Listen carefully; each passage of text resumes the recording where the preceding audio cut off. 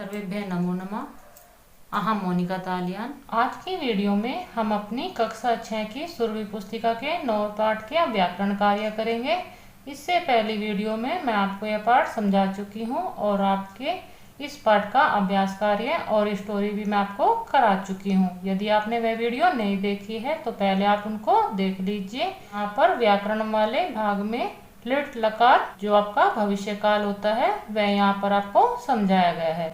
सभी लकारों के एक वीडियो मैं आपको पहले भी बनाकर आपको लकार बनाना सिखा चुकी हूँ, लेकिन आपके पाठ की व्याकरण में लिट लकार भविष्य काल यहाँ पर आया है, इसलिए मैं आपको यह दोबारा समझा रही हूँ। अधोलिखितानि वाक्यानि ध्यानेन पठन्तु अवगच्छन्तु च। नीचे लिखे हुए वाक्यों को ध्यान से पढ़िए और समझिए। यहाँ पर जो आपके इन्होंने वाक्य दिए हुए हैं उनको आपको ध्यान से पढ़ना है और अपने शब्दों के अर्थ पर भी ध्यान देना है।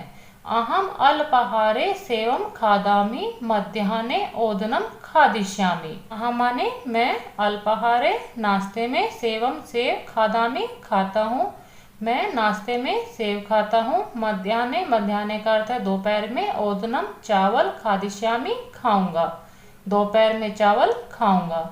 मैं सुबह नाश्ते में सेव खा रहा हूँ और दोपहर में चावल खाऊंगा। बालकः अधुना विद्यालयं गच्छति सायंकाले क्रीडनाय गमिष्यति। बालकः बालक अधुना अब विद्यालय को गच्छति जा रहा है, सायंकाले शाम के समय, क्रीडनाय खेलने के लिए, गमिष्यति जाएगा। बालक अब विद्यालय जा रहा है, शाम के समय में खेलने के लिए जाएगा। वयम अद्य न क्रीडामः श्वः क्रीडिष्यामः। वयम माने हम सब, अद्य माने आज, न माने नहीं, क्रीडिष्यामः खेल रहे। वह का अर्थ होता है आपका भविष्य में आने वाला कल, क्रीडिष्यामः खेलेंगे। हम सब आज नहीं खेल रहे, कल खेलेंगे। मम मित्राणि आगच्छन्ति वयम भ्रमणाय गमिष्यामः। मम माने मेरे, मित्राणि मित्र, आगच्छन्ति आ रहे हैं, वयम वयम का अर्थ है हम सब, भ्रमणाय घूमने के लिए, गमिष्यामः जाएंगे। मेरे मित्र आ रहे हैं, हम सब घूमने के लिए जाएंगे। साम प्रत्यय त्वम धावसि एतत् पश्चात् अहम धाविष्यामि। साम प्रत्यय का अर्थ है ठीक प्रकार, त्वम माने तुम, धावसि दौड़ो, एतत् पश्चात् उसके बाद, अहम माने मैं, धाविष्यामि दौड़ूंगा। तुम ठीक प्रकार दौड़ो, उसके बाद मैं दौड़ूंगा। त्वम समाचार पत्रम पठसि स्वपाठम कदा पठिष्यसि। त्वम माने तुम, समाचार पत्र को, पठसि पढ़ रहे हो, स्वपाठम अपना पाठ, कदा माने कब, पठिष्यसि पढ़ोगे। तुम समाचार पत्र पढ़ रहे हो, अपना पाठ कब पढ़ोगे। यहाँ पर आपको बताया गया था कि नीचे लिखे वाक्यों को आपको ध्यान से पढ़ना है और समझना है। यहाँ पर मैंने आपके वाक्य आपको समझा दिए हैं और आपके वाक्यों की हिंदी भी मैं आपको साथ में बता रही थी। ऊपरी लिखितेषु वाक्येषु यानि स्थूल क्रियापदानि सन्ति तानि उचित स्तंभे लिखन्तु। ऊपर लिखे गए वाक्यों में जो आपके स्थूल पद क्रिया के रूप में हैं उनको आपको यहाँ पर जो आपको वर्तमान काल और भविष्य काल के 2 स्तंभ दिखाई दे रहे हैं वहां पर आपको लिखने हैं। यहाँ पर आपकी बुक में स्थूल पद बने हुए नहीं हैं। यहाँ पर आपके स्थूल क्रियापद लिखे हुए हैं लेकिन आपकी पुस्तक में स्थूल पद नहीं बने हुए थे, इसलिए मैंने आपकी क्रियाओं के नीचे इस प्रकार रेखा खींच दी है। आप इनको ध्यान रखेंगे। यहाँ पर आप देखेंगे कि आपको जो ऊपर वाक्य दिए हुए थे उनमें आपको स्थूल क्रियाएं बताई गई थी, लेकिन आपकी पुस्तक में स्थूल क्रियाएं नहीं है, इसलिए मैंने उनके नीचे रेखा खींची है। जो आपके वाक्य में पहली क्रिया है वह आपकी वर्तमान काल की क्रियाएं हैं, उनको आपको यहाँ लिखना है, और आपके वाक्य में जो बाद वाली क्रिया है वह सभी आपकी भविष्य काल की क्रियाएं हैं, उनको आपको यहाँ पर लिखना है। यह कार्य मैं आपका कर चुकी हूँ, आप इसको देखकर कर सकते हैं। जो आपकी वर्तमान काल की क्रियाएं हैं वे आपकी इधर है, खादामि, गच्छति, क्रीडामः, आगच्छन्ति, धावसि, पठसि। ये सभी आपकी वर्तमान काल की क्रियाएं हैं। भविष्य काल क्रिया भविष्य भविष्यति। जो भविष्य काल की क्रियाएं हैं वह भविष्य में होती हैं। खादिष्यामि, गमिष्यति, क्रीडिष्यामः, गमिष्यामः, धाविष्यामि, पठिष्यसि। यह सभी क्रियाएं आपकी भविष्यकाल की क्रियाएं हैं। वर्तमान काले लट् लकारस्य भविष्यकाले च लिट् लकारस्य प्रयोगः भवति। वर्तमान काल की क्रियाओं में लट् लकार का प्रयोग होता है और भविष्य काल की क्रियाओं में लिट् लकार का प्रयोग होता है। प्रकार की सभी वीडियो मैं आपको पहले ही बनाकर दे चुकी हूँ। यदि आपने वह वीडियो नहीं देखी है तो आप उनको वहाँ पर देख सकते हैं। यहाँ पर आपकी पुस्तक में एक तालिका बनाई हुई है, उसको आप देख लीजिए। निम्न तालिकायां पट धातोः रूपाणि लिट् लकारे पश्यन्तु। नीचे जो आपकी तालिका दी हुई है उसमें पट धातु के रूप लिट् लकारे यानी कि भविष्य काल में लिखे हुए हैं, उनको आप देख लीजिए। यह आपके पुरुषः है, प्रथम पुरुष, मध्यम पुरुष, उत्तम पुरुष। प्रथम पुरुष आपका थर्ड पर्सन के लिए होता है, मध्यम पुरुष आपका सेकंड पर्सन के लिए और उत्तम पुरुष आपका स्वयं के लिए होता है। एक वचनम में एक व्यक्ति विशेष के बारे में बात होती है, द्विवचनम में दो के बारे में और बहुवचन में तीन या उससे अधिक के बारे में बात होती है। जो आपकी धातु होती है वह क्रिया में प्रयोग होती है। पठिष्यति, पठिष्यतः, पठिष्यन्ति, वह पढ़ेगा, वह दोनों पढ़ेंगे, वह सब पढ़ेंगे। पठिष्यसि, पठिष्यतः, पठिष्यत्, तुम पढ़ोगे, तुम दोनों पढ़ोगे, तुम सब पढ़ोगे। पठिष्यामि, पठिष्यावः, पठिष्यामः, मैं पढ़ूंगा, हम दोनों पढ़ेंगे, हम सब पढ़ेंगे। जो मैं आपको तुम, वह और मैं प्रयोग कर रही हूँ वह सभी आपके कर्ता वाले पद हैं, उन्हीं के साथ आपकी ये क्रिया प्रयोग होती है। एवमेव अन्य धातूनां भिन्नानि रूपाणि पश्यन्तु। इसी प्रकार आपके अन्य धातु हैं, इन्होंने जो भिन्न रूप में आपको दिखाई दे रहे हैं, इनको भी आप देख लीजिए। धातुः, यह आपके धातु इन्होंने दिए हुए हैं। यहाँ पर लट् लकारे रूपाणि जो आपके वर्तमान काल के रूप है वह इन्होंने लिखे हुए हैं। लिट् लकारे रूपाणि जो आपका भविष्य काल का रूप उनका बनेगा वह भी इन्होंने लिखे हुए हैं। पाप की धातु है, इसके जो धातु रूप है वह पिब में चलते हैं। वर्तमान काल में पिबती और भविष्य काल में पाश्यति रूप बनेगा। दृश, दृश के रूप जो है वह पश में चलते हैं। पश्यति आपका वर्तमान काल में, द्रक्ष्यति आपका भविष्य काल में होगा। क्री, क्री का रूप आपका क्रोति वर्तमान काल में, करिष्यति भविष्य काल में। गम, गम के रूप गच में चलते हैं। गच्छति वर्तमान काल में, गमिष्यति भविष्य काल में। नृत्य, नृत्य का जो रूप बनेगा नर्तयति, यह आपका वर्तमान काल में। नर्तिष्यति, यह आपका भविष्य काल में रूप बनेगा। नी, नी के रूप आपके नय के रूप में चलते हैं। नयति आपका वर्तमान काल में, नेष्यति आपका भविष्य काल में। दा के धातु रूप यच्छति वर्तमान काल में, दास्यति आपका भविष्य काल में होगा। स्था धातु का रूप तिष्ठ में चलते हैं। तिष्ठति आपका वर्तमान काल में, स्थास्यति आपका भविष्य काल में होगा। अस, अस के रूप अस्ति वर्तमान काल में, भविष्यति भविष्य काल में होगा। लिख, लिख का लिखती वर्तमान काल में और लेखिष्यति आपका भविष्य काल में होगा। आप अपने धातुओं के अर्थ भी जान लीजिए। पा, पा का अर्थ है पीना। दृश, दृश का अर्थ है देखना। क्री का अर्थ है करना। गम का अर्थ है जाना। नृत्य का अर्थ है नृत्य करना। नी, नी का अर्थ है आपका ले जाना। दा, दा का अर्थ है देना। स्था, स्था का अर्थ है बैठना। अस, अस का अर्थ होता है आपका होना। लिख, लिख का अर्थ है लिखना। इस प्रकार आपके धातुओं के अर्थ मैं आपको बता चुकी हूँ और जो उनके धातु रूप होंगे वह आपकी बुक में पहले ही लिखे हुए हैं। अभ्यासा, अब आप अपने इस व्याकरण वाले भाग का अभ्यास कार्य कर लीजिए। अधोलिखितानि क्रियापदानि लिट् लकारे लिखन्तु। नीचे जो आपके क्रियापद लिखे हुए हैं वह सभी आपके लिट् लकार यानी वर्तमान काल में लिखे हुए हैं, उनको आपको लिट् लकारे भविष्य काल में लिखना है। यहाँ पर आप अपनी तालिका में देख सकते हैं। पठति का पठिष्यति, खादामि का खादिष्यामि, क्रीडामः का क्रीडिष्यामः, धावसि का धाविष्यसि, चलन्ति का चलिष्यन्ति, भर्मति का भर्मिष्यति। इस प्रकार आपके रूप हो जाएंगे।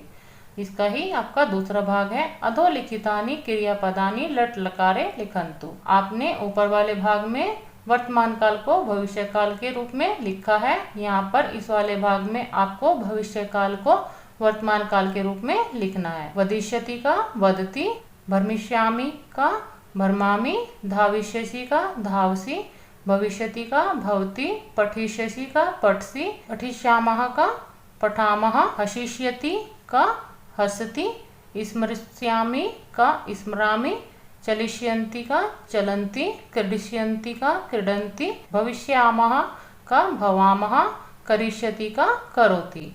इस प्रकार आप अपना यह कार्य कर लीजिए। प्रश्न संख्या 2 है, अधुना निम्न तालिकायाम गम धातु रूपाणि पूरयन्तु।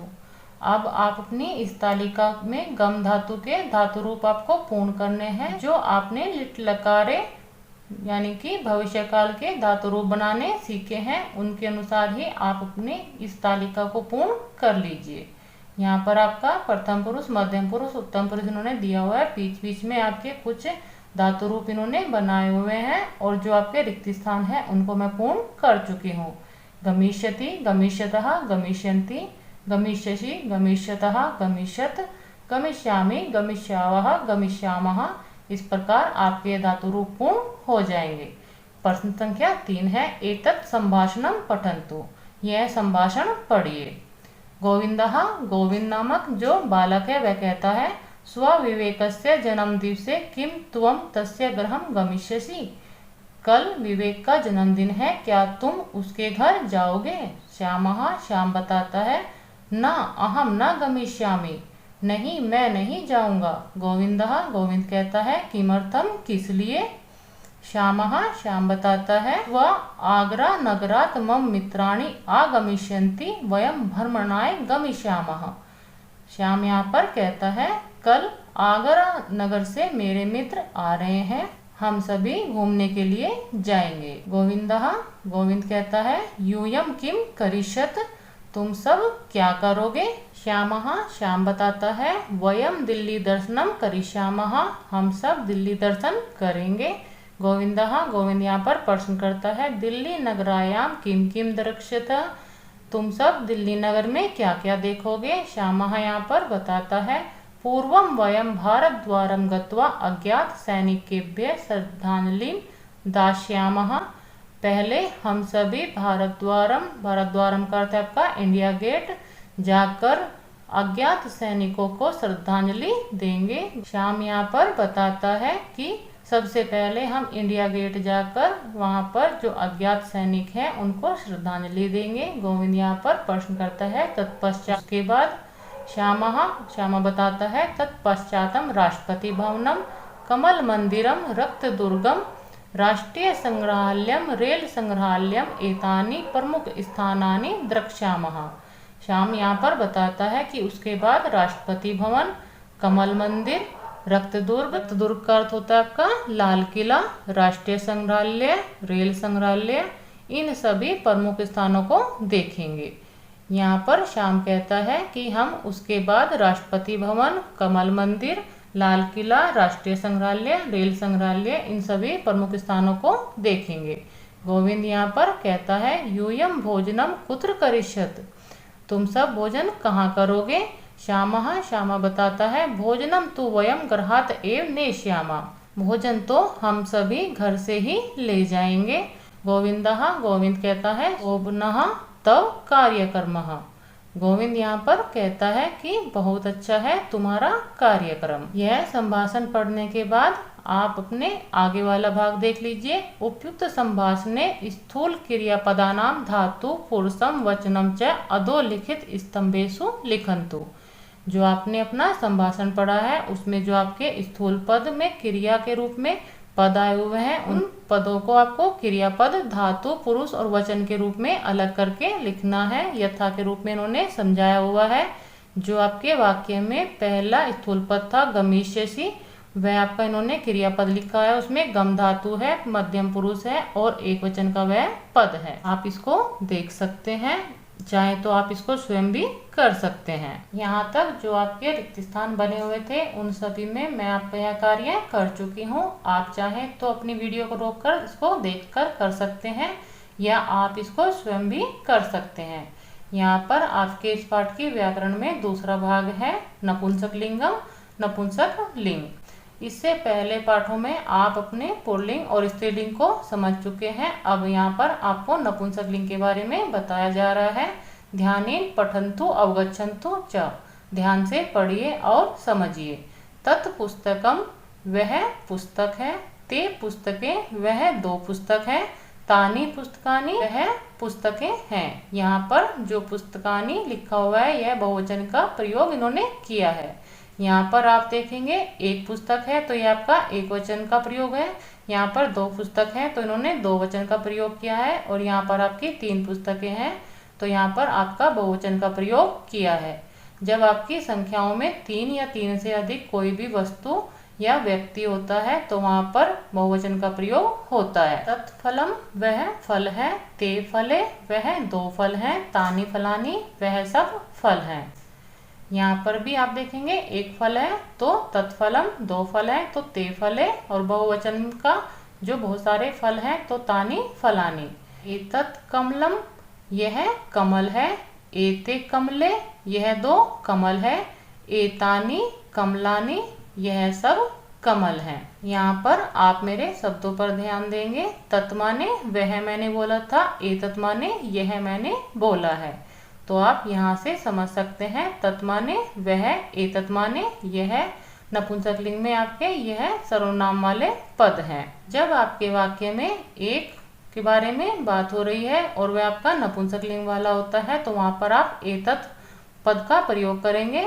2 में आपका एते यानी कि यह 2, एतानी, एतानी के लिए यह सब प्रयोग होता है। पुनः पठन्तु अवगच्छन्तु च, दोबारा पढ़िए और समझिए। यहाँ पर इन्होंने आपको वाक्य समझाने के लिए दोबारा दिए हैं। तत् पुस्तकम अस्ति वह पुस्तक है, तत् किम अस्ति वह क्या है।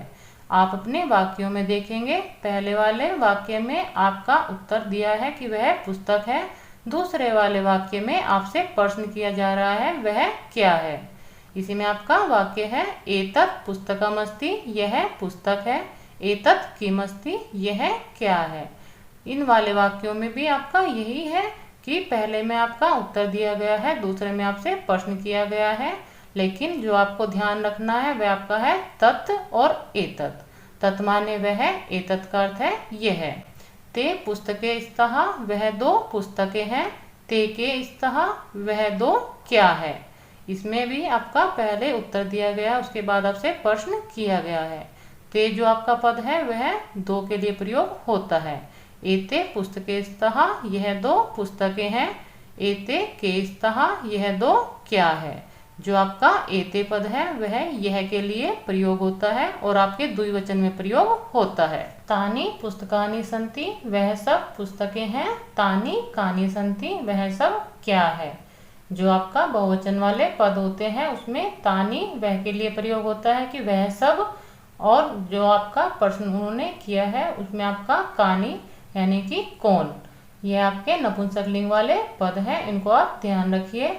एतानी पुस्तकानि सन्ति यह सब पुस्तकें हैं, एतानी कानि सन्ति यह सब क्या है।